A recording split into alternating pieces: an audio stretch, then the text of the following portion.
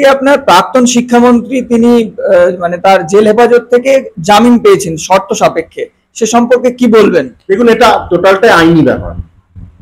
এবার আমাদের সংবিধানে যেরকম আইন আছে সেই আইনি হিসাবে যে আইনি কারবার চলছে, সেখানে স্বাভাবিক আছে যে কোনো এরকম যদি 420 এরকম কোনো কেস থাকে, সেটা সাধারণত যতটা আমি জানি যে 7 বছর বা 8 বছরের জেল এরকম হয়, তার বেশি জেলটা হয়তো নেই, আমি যতদূর যাই না, কিন্তু যত মানে গেদা করতে পেরেছি ওটা আইনি প্রক্রিয়া। সে আইনি প্রক্রিয়াতে তাকে যদি জামিন দেওয়া হয়, সেটা টোটালটাই মানে লয়ার অন অর্ডার গ্রাউন্ডেই করা হয়েছে, সেটা টোটালটাই তাদের ব্যাপার, সেটা আমাদের কোনো বিষয়, টোটালটাই আইনি ব্যাপার। তো কিন্তু আপনার এখানে তদন্ত করছে কেন্দ্রীয় টিম, যেটা বলা চলে সিবিআই, ইডি, যারা কেন্দ্রীয় সংস্থা, তো তারা তাহলে এটা আটকাতে পারছে না কেন, বা কেন এটা? শুনুন, তাদের এটা ইন্ডিপেন্ডেন্ট সংস্থা, তাদের সেটা তো আমাদের হাত নেই।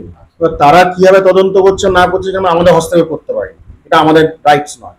আর ইন্ডিপেন্ডেন্ট সংস্থা তারা যেটা ভালো বেরোনো করছে সেটা করেছে, সেখানে আমাদের কোনো বক্তব্য নেই, সেটা ইনভেস্টিগেশন চলছে, চলবে।